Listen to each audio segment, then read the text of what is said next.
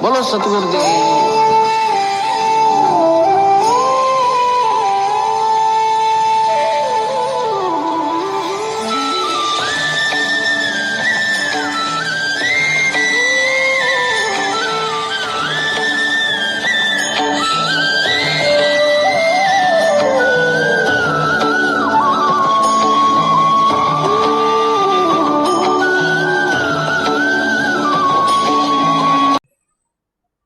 चिड़ी चोंच भर ले गई नदी न घट्यो नीर, दान दिए धन घटे नहीं, यूं कह रहे साहब कबीर।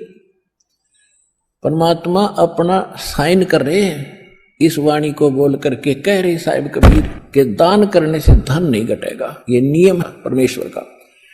और दान सुपात्र को करे। गुरु बिन माला फेरते, गुरु बिन देते दान, गुरु बिन दोनों निष्फल हैं, चाहे पूछो वेद पुराण। देते को हर देत है जहां तहां से आण, अण देवा मांगत फिरो फिर साहिब सुने ना कान। अब परमात्मा ने एक भूमिका करके दिखाई हमारे को कि साईं इतना दीजियो जिसमें कुटुंब समावे, एक धानक, एक जुलाहा, सुबह से लेकर शाम तक एक बारीक बारीक तार इकट्ठे करके धागे और कपड़ा बुनता है। एक दिन में मुश्किल से भी 5 फुट 10 फुट बना पाता है, 5 फुट 4 फुट, और बहुत लंबा सैकड़ों फुट का तार वो थान बनाना पड़ता है। ताना बनाते थे, वो हफ्ते में पूरा होता। उसकी जो मेन ताना मालिक को मिलता, उसमें से अपने परिवार के लिए जो आवश्यक सामग्री थी, खाद्य पदार्थ लाते और शेष बच जाते, उसको सत्संग और भंडारा में लगाया करते थे। इस प्रकार परमात्मा हमें उदाहरण देते हैं कि इस लोक में आप भगवान की भक्ति अवश्य करो, पूर्ण संत से प्राप्त करके, फिर परमात्मा एक्शन में आवेगा। और वैसे आप ये फार्मूले अपनाओगे तब सफल नहीं हो पाओगे, क्योंकि फिर आपके साथ काल रहेगा, ये मन है। और केवल वर्क डन मिलेगा आपको, यहां वर्क से भी अलग मिलेगा आपको, किस्मत से भी नारा देगा परमात्मा। क्योंकि हम परमात्मा से कुछ और मांग ही नहीं रहे, इतना ही मांगते कि हमारी भक्ति बनी रहे और हमें कोई आवश्यक वस्तु का अभाव ना हो, बस इतना सा। अब जैसे ये सोचते हैं अपने बच्चों के लिए ये बना दूं वो बना दूं। एक लाला जी था सेठ धनी, उसने अपने मुनीमों से एक दिन अपनी टोटल संपत्ति का, सारी संपत्ति का टोटल करवाया कि कितनी संपत्ति होगी। उन्होंने बताया जी इतनी होगी, मेरी कितनी पीढ़ी इससे निर्वाह कर सकती है। उन्होंने बताया कि जी आपकी 5 पीढ़ी तो बैठा खा सकती है, इतनी संपत्ति आपके पास, धन है। अरे भले आदमियों, फिर छठी क्या खाएगी? वो छठी क्या खाएगी? और कुछ विधि बताओ। तो उन्होंने कहा जी साधु संत बताते हैं, उनके सत्संग सुनने चाहिए। तो सत्संग में बताया गया कि भाई दान करे, जब धन चाहे तो दान करे, और दान से धन घना मिलता है। और दान में जैसे साधु संत भक्तों को जो दान कराया जा, वो ज्यादा लाभ देता है। जैसे यहाँ तो सारे साधु संत आते हैं, भगत, असली भगत तो यहाँ आते। फिर भी जो भी जैसा मालिक के नाम पर कहीं के जंगलों में झोपड़ियों में बैठे थे साधु भक्त, तो पिछले संस्कारी होते, पिछले पुण्य उनको प्रेरित करते हैं, तो वो कहीं ना कहीं बैठ कर राम राम करते ही रहते हैं। लेकिन भविष्य का चार्जर उनके पास है नहीं, पिछले पुण्य उनके पास है, जिस कारण से प्रेरित होकर के इतना बड़ा फैसला लिया, जंगल में बैठे या कहीं भी कोई साधना कर रहे हैं। तो उनके पिछले पुण्य ही वहां फल रहे होते हैं। एक आधे को आशीर्वाद दे दे, उन्हें लाभ हो जाए, उसको रोटी मिल जाए, ऐसा चल रहा था इनका काम। तो एक साधु था और पति पत्नी थे, दोनों वहां रहते थे। उनको मालूम था यहाँ भक्त हैं। तो उस लाला जी ने क्या किया, सेठ ने सभी मुंशियों को कहा कि नौकरों को साथ लो और आसपास जितने भी साधु संत हैं सबको आटा दे आओ, किसी को जो मांगे खांड दावल चाल सब ले जाओ और दे के आओ। अब देते हुए आ रहे थे, उस भगत के यहाँ आए। उन्होंने कहा कि ले भगत जी, हमारे लाला जी ने आपके लिए एक सीधा भेजा है, यानी आटा चावल खांड नमक आदि दाल आप ले लो। उसने अपनी पत्नी से कहा कि देखना कितना सामान अपने पास है। उसने कहा जी शाम का है, दिन में गई थी, शाम का हमारे पास है। शाम का है? कहा जी। उन्होंने कह दिया भी हम नहीं लेते, हमारे पास शाम का सामान है। तो वो कहने लगे भगत फिर कल भी खा लियो। बोला कल की कल देखी जाएगी, अब नहीं ले हम। बोले कमाल की बात है। उन्होंने नहीं लिया तो वापस लेकर आ गए। वो सेठ ने पूछा तुम दे के क्यों नहीं आए? वो एक और वहां भी था, उसने गिन रखे थे, सारे गिनवा रखे थे। उन्होंने कहा जी उन्होंने ये नहीं लिया। क्यों नहीं लिया? उसने ये कहा कि शाम का तो है, सुबह का भगवान और देगा, आप देगा, हम टेंशन नहीं लिया करते। अब उस लाला जी का सिकरो घूमया फिर दिमाग का, अरे तेरा गजब हुई हो, मैं तो छठी पीढ़ी का ठेका ले रहा हूं, सुबह की भी परमात्मा पर छोड़ दी। वहां से चलकर वहां आया, उसने पूछा कि भाई आप ऐसा निर्णय क्यों ले रहे हो, भूखे मरोगे? भूखे, वो कहने लगे भूखे मरा करें वो जो भगवान पर विश्वास नहीं करते, और हमें भगवान आगे से आगे देता उसने, क्योंकि ज्ञान सुन रखा था। लाला जी को बैठा लिया, कहते मां के पेट में जब आप थे किसने चिंता थी तेरी? यह तो बात सही है। जब आप मां के गर्भ से बाहर आए, आपका दांत नहीं थे, आप रोटी चावल आटा नहीं खा सकते थे, और उससे पहले आपकी मां के स्तन में दूध भी नहीं था, हक नहीं था। बाहर आते ही बालक कितना चिंतित है, आपको अमृत दूध पिलाया। अरे तू ठेकेदार हो रहा छठी पीढ़ी का, तेरी बुद्धि भ्रष्ट होगी लाला जी। और गधे की योनि में जागा तू। तेने बोला जी कि एक रूम तो मेरे गया कि एक रोनी कोड इकट्ठा कर लिया तने, पाप का भागी तू होकर खाएंगी तेरी पीढ़ी। वो अपनी किस्मत साथ लेकर आएंगी, तेरे भरोसे नहीं है। अब क्या करूं, तो मेरे गया जो बोला इसने बांट दे, धर्म कर दे, तेरी जान बचेगी। तब उस लाला जी ने वो भंडारा शुरू किया, धन भी नहीं बचेगा तेरा। तो कहने का भाव यह है पुण्यात्मा, हम तो बहुत लंबा चौड़ा हिसाब लाए बैठे हैं, एक पल का भरोसा नहीं। देखो अंत में आपने इस स्थिति में आना पड़ेगा, और जिस स्पीड पर आप चले इसका कोई अंत नहीं। आज किसी के पास एक प्लाट है और थोड़ा सा जुगाड़ होते तो सोचे एक और लूं, और फिर और जुगाड़ हो गया तो एक और लूं, वहां थोड़ा सा ठीक मिल रहा है, रेट ज्यादा होने वाले हैं, वहां भी दाव लग गया तो 30 चौथा और दूसरे शहर में ले लूं, इतने मृत्यु हो जाएगी, और फिर कुत्ता बनकर वहां घूमया करेगा सैर सपट्टे करता। यह बात आपने याद रखनी पड़ेगी, 101% सत्य है। अब जो आपको दास ने परमात्मा की वाणी सुनाई थी कि सुरपति दुखिया भूपति दुखिया, अरे रंग दुखी बपरीति हो। अब सुरपति देवताओं का राजा इंद्र बहुत दुखी, इसका इतिहास पढ़ के देखियो इंद्र का पुराणों में। कहते हैं एक बार एक ऋषि ने इसको श्राप दे दिया इंद्र को, उसका स्वर्ग उजड़ गया, और इंद्र मांगता फिर जंगल में धक्के खा रहा।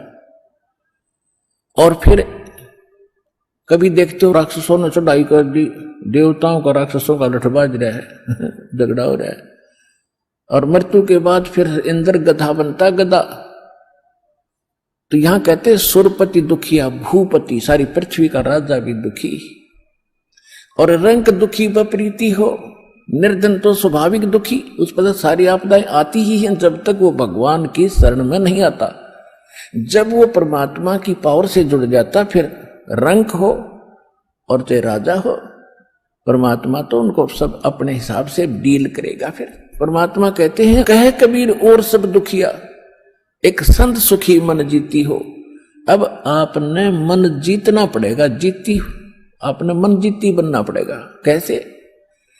जैसे एक रंका और बंका नाम के दो पति पत्नी भगत थे और परमात्मा आए हुए थे।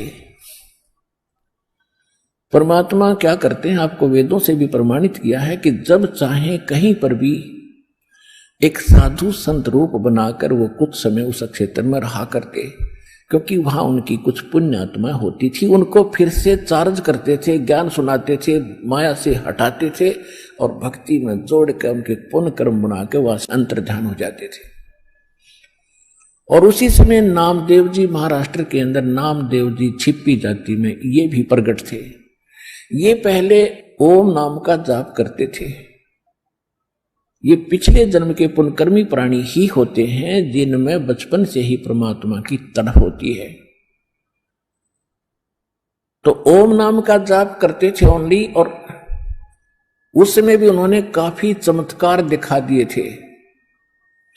लेकिन फिर परमात्मा आए और उस प्यारी आत्मा को समझा कि इस ओम से ऊपर एक और मंत्र है। अकेले ओम का मंत्र तो इस ब्रह्म का है, और इस जेल से छूटने के लिए 3 मंत्र का जाप है। ओम तत्सत, और तत् और सत ये सांकेतिक है। अब नामदेव जी को काफी मालिक ने समझाया, तब उनकी समझ में आई। फिर उनको सतनाम दिया, यानी दूसरा मंत्र भी साथ दिया। फिर वो उसका जाप करने लगे। अब गरीबदास साहिब जी ने बताया कि नम छिपा ओम तारी, पहले केवल ओम में लौ लगा रखी थी, ओम में लगन थी और कोई जाप नहीं करता था। और पीछे सोहम भेद विचारी, बाद में उन्हें सोहम का ज्ञान हुआ।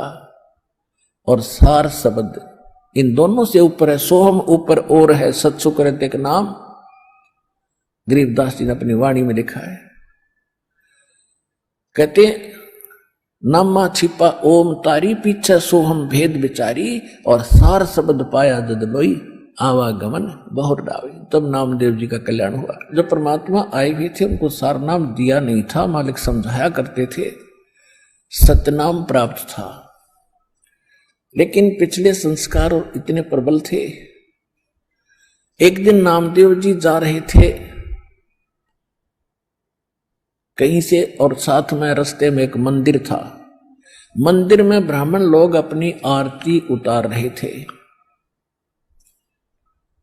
और आरती उतार रहे थे, बड़ी लय से गा रहे थे। नामदेव जी के भी वो परमात्मा की आरती का धुन लगी। वो तो घंटियां बजा रहे थे, कोई ऐसे झालर पीट रहा था, लगा रहा था, और उसने अपनी दोनों जूती निकाल ली, जूती होती थी, दोनों निकाल ली, उनको ऐसे बजाते हुए, और वो आरती गाते हुए ब्राह्मणों के बीच में घुस गए भगवान के दर्शनार्थ मंदिर में।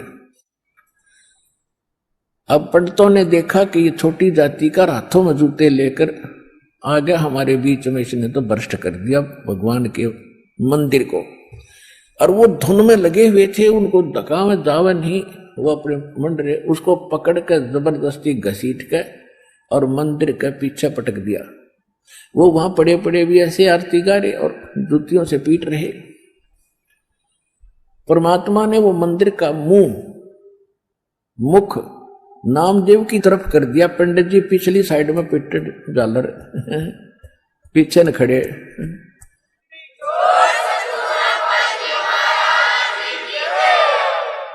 अब नामदेव जी चले गए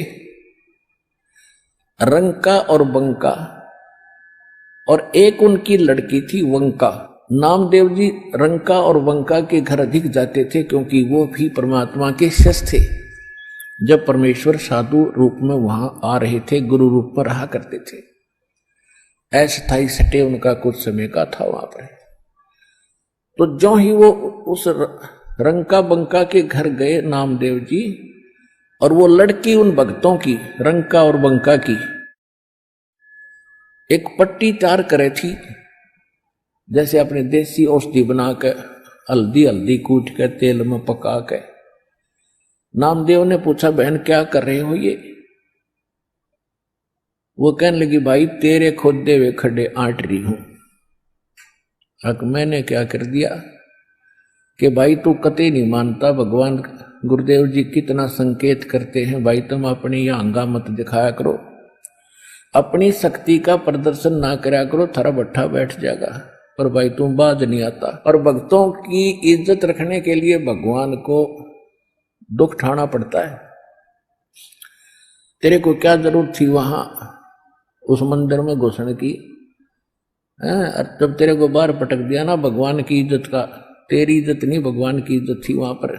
भगवान का नाम लेनिया नहीं रहे वो कोई, सबको पता था कि उसका भगत है, उस गुरु का परमात्मा नाम बदल कर वहां रह रहे थे। और क्या बनती बेरा तुझे? तेरे को जरा सी लगती है तू आंख नहीं खोलता।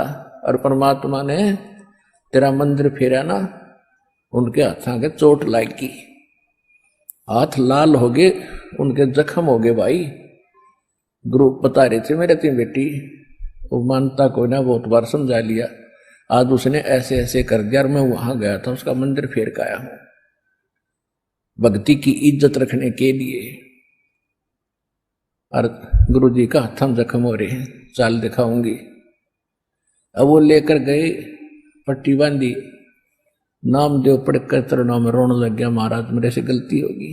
बेटा भक्ति भाव में गुरु जी के आदेशानुसार चलना चाहिए आपने। जी आगे से ऐसी कोई गलती नहीं करूंगा, मेरे से माफ करो। अब उसको आगे भी पढ़ाई पढ़ानी थी, ये यहां इसको रोकना जरूरी था, अगले भक्ति देनी थी, सार नाम देना था। इन बकवादों में सार नाम थोड़ा ही फलेगा।